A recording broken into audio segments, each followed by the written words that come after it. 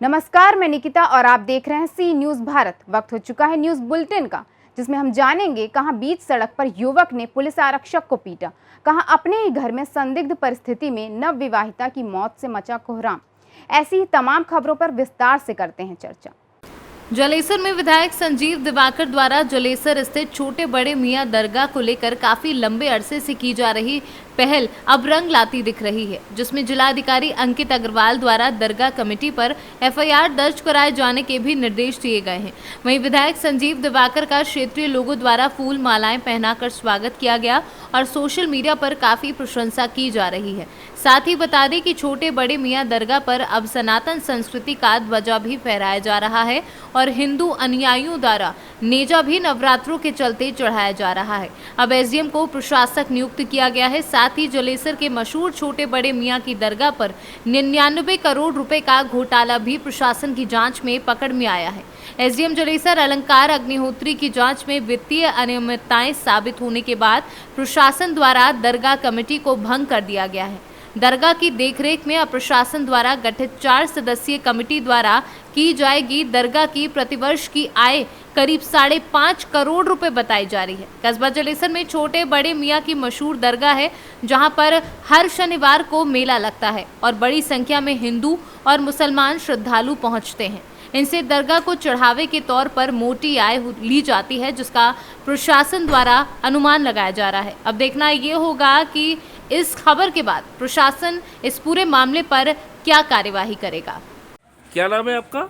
मेरा नाम शैलेंद्र सिंह है और मैं ग्राम प्रधान हूँ इस समय जलेसर देहात से। हाँ प्रधान जी, अभी ये दरगाह पर क्या प्रशासक नियुक्त हुए हैं, क्या जानकारी है? ये एसडीएम साहब इस दरगाह पे जो अभी जलेसर उप जिलाधिकारी हैं वो प्रशासक नियुक्त हुए हैं। उन्होंने कुछ वॉलेंटियर एक स्वयं सेवक नियुक्त किए हैं यहाँ की केयर टेकिंग के लिए, देख रेख के लिए। तो कब से ये शुरुआत की गई है? ये आज से शुरुआत की गई है और शाम को करीब 10 बजे रात्रि में यहाँ तालों को तोड़कर कस्टडी में लिया गया दरगाह को। उसके बाद सुबह करीब 4 बजे, तकरीबन 4 बजे जात प्रारंभ कराई गई है। तालू यहाँ जात करके गए, बेहद खुशी की लहर है उन लोगों में, क्योंकि जो अराजकता और लूट खसोट थी एकदम बंद हो गई। तो इसके संबंध में प्रधान जी पूर्व में कोई शिकायत की गई थी? हाँ, शिकायत की गई थी सामूहिक रूप से, विधायक जी वगैरह और सारे लोगों ने मिलकर, ग्राम प्रधान थे 6-7 लोग जो क्षेत्रीय थे जी, उन लोगों ने मिलकर शिकायत की थी। उसके आधार पर ये कार्रवाई हुई है। अब क्या कहना चाहेंगे इस संबंध में, कैसा आप महसूस कर रहे हैं? इस संबंध में मैं बहुत अच्छा महसूस कर रहा हूँ और मैं एसडीएम साहब का बड़ा आभार व्यक्त करना चाहता हूँ, जिन्होंने इतना बड़ा अपने कार्यकाल में काम किया। विधायक जी, सोशल मीडिया पर एक काफ़ी चर्चा चल रही है और यह खबर वायरल हो रही है कि जलेसर विधायक के द्वारा बड़े मियां की जो बाजार थी यहाँ पर दरगाह लगता था, जो प्रशासक नियुक्त हुआ है, क्या कह रहा है इस संबंध में? ऐसा है, इसमें जो जलेसर देहात के जो प्रधान थे उन्होंने मुझसे जो पिछली बार माननीय हमारे यहाँ से जो माननीय विधायक थे कुंवर सिंह जी द्वारा प्रयास किया गया था, और उस प्रयास को मैं आगे बढ़ाते हुए, क्योंकि यहाँ काफ़ी वर्षों पुराना शनिदेव का मंदिर हुआ करता था, और उसी पहल को लेके आगे बढ़ के हमने सारे कार्य लेके, और ऊपर से हमने माननीय मुख्यमंत्री जी के द्वारा ये उनसे मिले, क्योंकि हमारा वर्षों पुराना यहाँ काफ़ी यहाँ शनिदेव का मंदिर हुआ करता है और हिंदू धर्म में शनिवार को ही शनिदेव को पूजा की जाती है। तो ये जब हमको सारे एविडेंस मिले तो हम उसमें आगे बढ़े, और आज वही परिणाम है कि जो पिछली हमने जो मेहनत करी उसका परिणाम आज हम उसमें सफलता मिली है, और आज प्रशासन नियुक्ति का जो डीएम साहब ने आदेश किया है, हम उसका स्वागत करते हैं। साथ ही विधायक जी, इसमें एक मुद्दा निकल के आ रहा है कि 99 करोड़ रुपए का इसमें गोलमाल हुआ है, इसमें क्या जानकारी है? ऐसा ना, जब हमने लिख के दिया तो प्रशासन ने उसमें जांच कराई, और जांच में उन्होंने 2000 से लेके और 2018 जो कार्यकाल था 18 वर्षों का, 18 वर्षों के कार्यकाल में जो वहाँ से जो पैसा की इनकम हुई वो 99 करोड़ के आसपास हुई। ये सरकार ने, शासन ने जो उसकी जाँच हुई। अब क्या कार्रवाई होगी इस संबंध में, जो पैसा गबन हुआ है? नहीं, अब गबन हुआ है तो शासन स्थिति, प्रशासन स्थिति कार्रवाई होगी। एटा से सीनू संवाददाता राघवेंद्र अग्रिया की रिपोर्ट। इंदौर के एरोड्रम थाना क्षेत्र की गाड़ी टकराने को लेकर हुए विवाद में एक युवक ने पुलिस आरक्षक को बुरी तरह पीट दिया।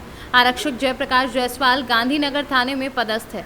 घटना एरोड्रम थाना क्षेत्र की है। पुलिस ने मामला दर्ज कर आरोपी को गिरफ्तार कर लिया है।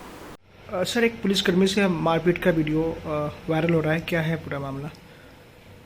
कल दिनांक 8/4/2022 को गांधीनगर थाने पदस्थ आरक्षक जयप्रकाश जायसवाल अपने किसी परिजन को लेने के लिए रेलवे स्टेशन जा रहा था, छोटा बगड़दा रोड से होते हुए। तो छोटा बगड़दा सब्जी मंडी के पास में एक दिनेश प्रजापति नाम का लड़का, जो वेंकटेश विहार कॉलोनी का रहने वाला था, शराब के नशे में धुत था और आरक्षक की गाड़ी को उसने लात मार दिया चलती गाड़ी में। आरक्षक ने इस बात का जब प्रतिरोध किया और तो वो उसको गाली गलौज करने लगा। गाली गलौज करते समय उसने गाली देने से मना किया और उसको संभल कर चलने के लिए बोला। तो इसने गाड़ी आरक्षक की जो लाठी थी उसके पास में, उसको छीनकर आरक्षक के ऊपर उस लाठी से हमला कर दिया, जिससे उसको चोटें आई हैं। थाने पर आरक्षक जयप्रकाश की रिपोर्ट पर आरोपी दिनेश प्रजापति के विरुद्ध में धारा 294, 323, 506 भारतीय दंड विधान का प्रकरण दर्ज किया गया है और आरोपी को गिरफ्तार कर लिया गया है। कोई आपराधिक रिकॉर्ड भी है क्या सर इसके? अभी तक आपराधिक रिकॉर्ड की जानकारी नहीं है, फिर भी सभी थानों से पता करवाया जा रहा है। यदि आपराधिक रिकॉर्ड होंगे तो उसके विरुद्ध में और भी। इंदौर से सीनू संवाददाता सुरेश बैरागी की रिपोर्ट। जौनपुर में संदिग्ध परिस्थितियों में विवाहिता की घर के अंदर हुई मौत, घर में कोहराम मचा है। सूचना पर मौके पर पहुंचे मायके वालों ने ससुराली जनों पर जान से मारने का आरोप लगाया है। वहीं मौके पर पहुंची बरसिटी पुलिस ने शव को कब्जे में लेकर पोस्टमार्टम के लिए भेज दिया है। जौनपुर से सीनू संवाददाता अतुल दुबे की रिपोर्ट। जौनपुर के मुफ्तीगंज में आज एमएलसी का चुनाव संपन्न हुआ। मुफ्तीगंज ब्लॉक परिसर में मतदान केंद्र बनाया गया था। कुल वोटरों की संख्या 116 है, जिसमें 116 लोगों ने अपने मताधिकार का प्रयोग किया। जौनपुर से सीनू संवाददाता इकरार अहमद की रिपोर्ट। विधान पार्षद कुमार नागेंद्र और रिंकू यादव की जीत पर फतेहपुर प्रखंड के समस्त जनप्रतिनिधियों में खुशी की लहर देखने को मिली, जहां मतासो पंचायत के मुखिया बेबी देवी के नेतृत्व में मिठाइयां भी बांटी गईं। वहीं मुखिया प्रतिनिधि दिलीप चौधरी ने कहा कि कुमार नागेंद्र अपनी जीवन पार्टी व लोगों की सेवा में समर्पित कर देते हैं। इन्होंने पार्टी के विकास पर हमेशा ध्यान दिया। मौके पर समाज सेवी दिलीप चौधरी, मोरहे मुखिया संजय चौधरी, पंचायत समिति उषा देवी एवं अन्य लोग मौजूद रहे। फतेहपुर, मैं दिलीप कुमार चौधरी, मुखिया प्रतिनिधि, मुखिया मेरी पत्नी बेबी देवी जी समक्ष में हैं, साथ में बैठे हुए। एमएलसी के जो चुनाव हुआ तो मतासू पंचायत के 13 वार्ड सदस्य एवं मुखिया बेबी देवी जी ने अपना वोट नागेंद्र यादव और रिंकू यादव के पक्ष में लालटेन प्रत्याशी को दिया गया और हम भी दिलवाने में सहयोग किए। ऐसे मैं 2020 का राष्ट्रीय जनजन पार्टी का विधानसभा का चुनाव लड़ चुके हैं और हमने इनका कार्य और इनका व्यक्तित्व को देखते हुए मैंने इनको सहयोग भी किया।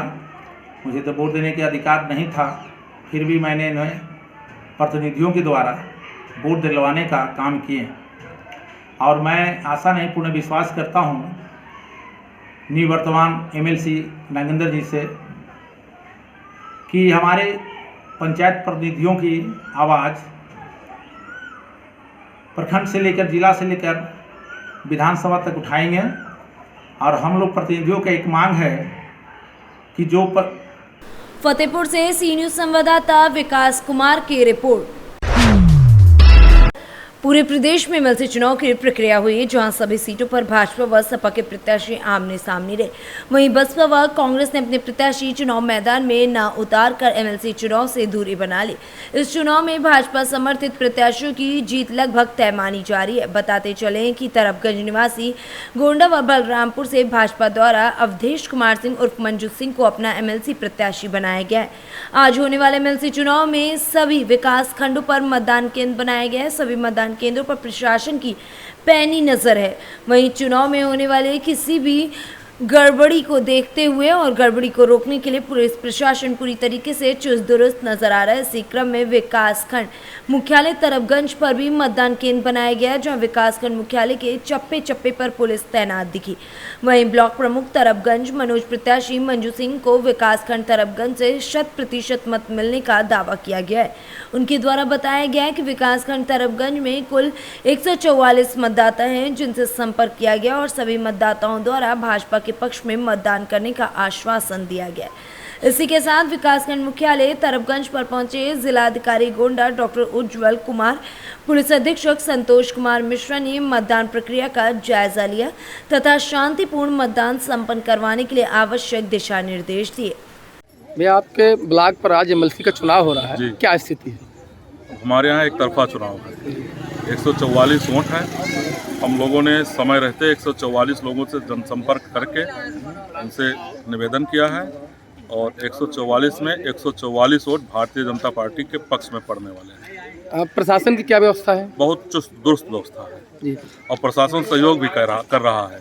अभी एक विकलांग बीडीसी आए थे, तो उनको जो है व्हील चेयर से प्रशासन लेके गया है, वोट दिलाया है। तो प्रशासन की बड़ी अच्छी भूमिका है, सहयोग कर रहे हैं और किसी प्रकार की कोई समस्या नहीं है। यहाँ जो मतदाता हैं, कुछ लोगों को हेल्पर मिले हैं, कुल कितने लोग यहाँ हेल्पर कुछ दिए गए हैं? यहाँ करीब 30 लोगों को हेल्पर दिए गए हैं। उसके बाद भी एक व्यवस्था है, अगर कोई विकलांग है या किसी को मेडिकल की ज़रूरत है तो वो भी व्यवस्था जो है ब्लॉक की तरफ से की गई है, या पानी की भी व्यवस्था की गई है ब्लॉक की तरफ से। गोंडा से सी न्यूज़ संवाददाता शिवराम पांडे की report. Centrum housing for housing finance limited की झांसी क्षेत्र कार्यालय का उद्घाटन सेंट्रम हाउसिंग फाइनेंस कंपनी के प्रबंध निदेशक मिस्टर संजय शुक्ला के द्वारा किया गया। वहीं इस मौके पर कंपनी के marketing head mister MP Manoj और क्षेत्र प्रबंधक जितेंद्र सिंह यादव भी मौजूद रहे। कंपनी का उद्देश्य निम्न मध्यम वर्ग के लोगों को गृह ऋण एवं एक समान एवं सरल प्रक्रिया के तहत उपलब्ध हो। कंपनी के 40 से अधिक कार्यालय गुजरात, मध्य प्रदेश, उत्तर प्रदेश, महाराष्ट्र, राजस्थान में कार्यरत हैं। झांसी कार्यालय क्षेत्रीय कार्यालय के अंतर्गत मोरानीपुर, ललितपुर के निवासियों की सुविधा उपलब्ध कराएगी। मेरा नाम जितेंद्र सिंह यादव है। ये सेंट्रम हाउसिंग फाइनेंस की ब्रांच का मैं प्रबंधक हूँ और ये आज से शुरू इसका उद्घाटन होने जा रहा है। ये जो कंपनी है, ये जो मिनिमम और लोअर तबके के लोग हैं उनको लोन प्रोवाइड कराने के लिए के सबसे मतलब अग्रणी है। ये मतलब निम्न वर्ग में जिनका पास डॉक्यूमेंटेशन नहीं हो पाता है, ITR नहीं प्रॉपर भरते हैं, लेकिन मतलब वो किसी तरह से अपना मकान खरीदना चाहते हैं, अपने घर के लिए मतलब अप्लाई करना चाहते हैं, लेकिन कुछ जो सरकारी बैंकें हैं ये लोग उन पेपर वर्क की वजह से इनका नहीं हो पाता है। तो हम उन लोगों को एक मदद करके मतलब उनको लोन प्रोवाइड कराएंगे घर बनाने के लिए, घर खरीदने के लिए, मतलब अपना पक्का इनका सब सिंपल चले पहला कदम घर की तरफ। ये हमारा मोटो है कि हर कस्टमर को हम घर प्रोवाइड कराएं लोन के थ्रू और वो अपने घर में अपना खुद के घर में रहें, उनको कोई चीज़ आड़े ना आए, पैसे की कोई दिक्कत ना आए कि जिससे वो अपना घर ना खरीद पाएँ। संजय शुक्ला, मैं प्रबंध निदेशक हूँ सेंट्रम हाउसिंग फाइनेंस का। किस कार्यालय का उद्घाटन हुआ सर? आज झांसी के हमारे मुख्य कार्यालय का उद्घाटन हुआ और हमारे क्षेत्रीय प्रबंधक जितेंद्र यादव जी देखेंगे यहाँ पे। और हम अल्प और मध्यम निम्न वर्ग के लोगों के लिए जो गृह ऋण की सुविधा को उपलब्ध कराने के लिए हमने एक पहल करी है, क्योंकि जो जिनके पास अपने इनकम के प्रूफ नहीं होते हैं, प्रॉपर्टी के पेपर्स नहीं होते हैं, उन लोगों के लिए हमने ये कार्यालय हमारी सुविधा उद्देश्य रहेगा कि हम उनको ऋण देके उनके घर बनाने का सपना पूरा करें। मतलब जो बैंकों में ऋण मिलता है और आपके जो ऋण मिलेगा तो उसमें कुछ अंतर है कि सेम वही? बैंकों में जो ऋण मिलता है उसके लिए आपके पास सारे कागज होने चाहिए। अब जैसे एक सब्जी वाला है, पंचर वाला है, उनको छोटे छोटे मकान होते हैं, उनको वहाँ पर ऋण लेने में तकलीफ होती है क्योंकि उनके पास कागज सारे नहीं होते हैं। और जो चाय वाला है या कोई मतलब जो निम्न वर्ग के लोग हैं या निम्न मध्यम आय वर्ग के लोग हैं, उनके लिए उनको सरकारी बैंकों में या प्राइवेट बैंकों में उनके लिए सुविधा उतनी आसानी से नहीं होती क्योंकि उनके पास पेपर पूरे नहीं होते हैं। ब्यूरो रिपोर्ट, सी न्यूज़ भारत। रानीपुर झांसी ग्राम देवरी सिंहपुरा में नवनिर्मित सती माता मंदिर प्रांगण में चल रही सब दिवसीय संगीतमय भागवत कथा के अंतिम दिवस पर मौरानीपुर विधायक प्रतिनिधि जयप्रकाश आर्य पप्पू सेठ ने शास्त्री जी को माला पहनाकर भागवत पुराण की आरती उतारकर पूजन किया। शास्त्री विनोद कुमार चतुर्वेदी के द्वारा श्री कृष्ण एवं सुदामा चरित्र की कथा का वर्णन किया गया। कथा सुन श्रोता भाव विभोर हो गए। शास्त्री विनोद कुमार ने बताया कि मित्रता में अमीरी गरीबी का कोई स्थान नहीं होता है। भगवान कृष्ण ने अपने बाल सखा को अपने मित्र मानकर सम्मान किया। सच्चे मित्र की यही पहचान होती है।